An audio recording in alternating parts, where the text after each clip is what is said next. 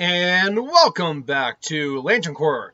Today's Lantern Corps comes to us from Tom Hilbert, who asked the question, what is Alisha Diphda? Because the PH I think is silent, so Diphda? or Diphda. I think it's Diphda. From, what is it now? The name of the game series? Tales of Zestria. Lantern Corps.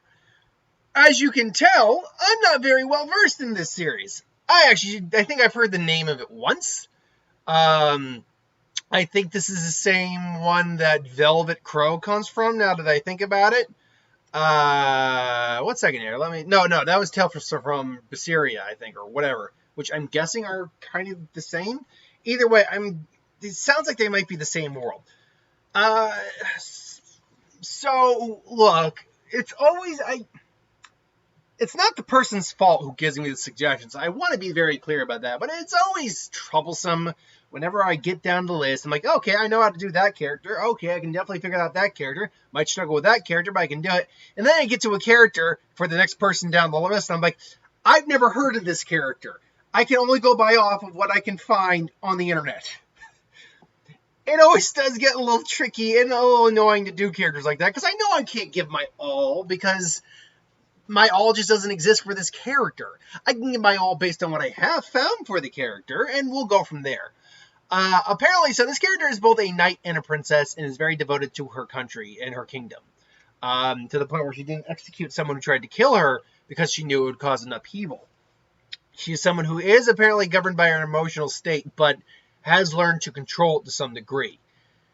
So I've only got 2 listed on here for the Lantern Corps. So let's just get all the ones that aren't going to qualify out of the way.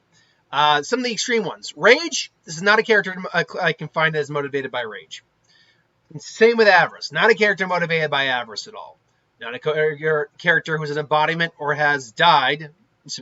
Not a character who's an embodiment of death or has died. Or is dead, as far as I can tell.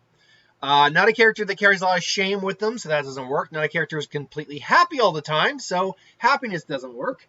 Not a character who does anything beyond being alive, really, to personify life. Protecting your kingdom is one thing, but it's really not the most you can do to personify being a life lantern.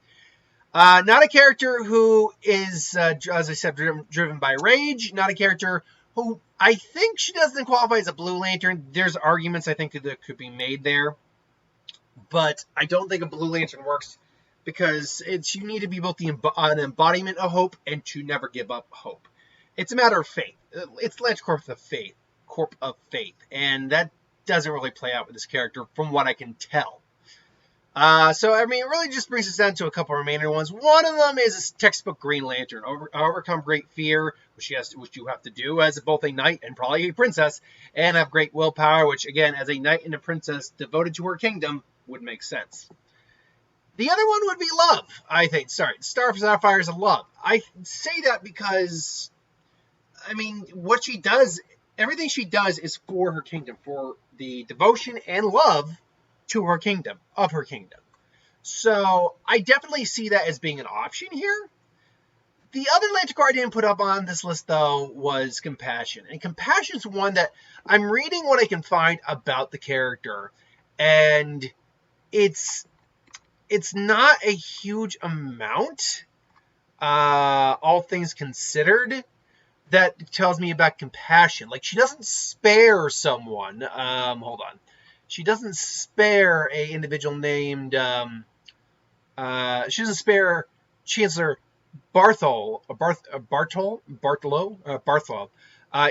even after he tries to kill her, because she, is compassionate about what he tried to do. No, she spares him knowing that killing him would bring chaos to the government. That's not really compassion. In fact, if anything, that's more like, I want to kill this person, but I know it will cause other problems, so I'm just not going to. That's more just like, grin and bear it than compassion. She also is an individual of great conviction to do everything in her power to keep her country, and also what influenced her,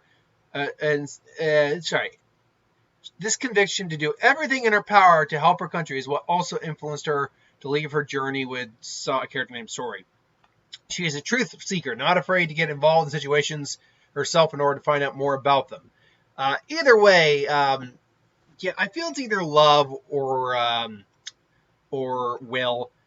I might actually lean towards love because she seems to be someone who will lean towards reckless behavior to find the truth about something, putting herself in harm's way. Now, a Green Lantern might do that, but this is for the conviction of and love of her her people in her country, so in her kingdom. That does strike me as something that leans more towards love. You do reckless things in the name of love. You don't necessarily do them in the name of will.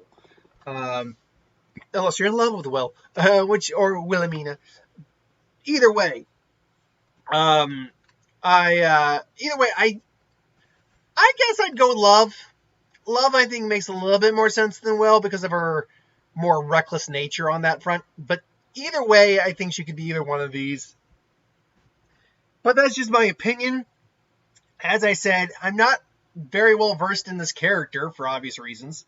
So let me know if you feel differently. If you actually know this character, know this series, which one of the Lanterns do you think she'd actually probably belong to a bit more effectively? A bit more. What's the more likely Lantern Corps she would belong to? Let me know.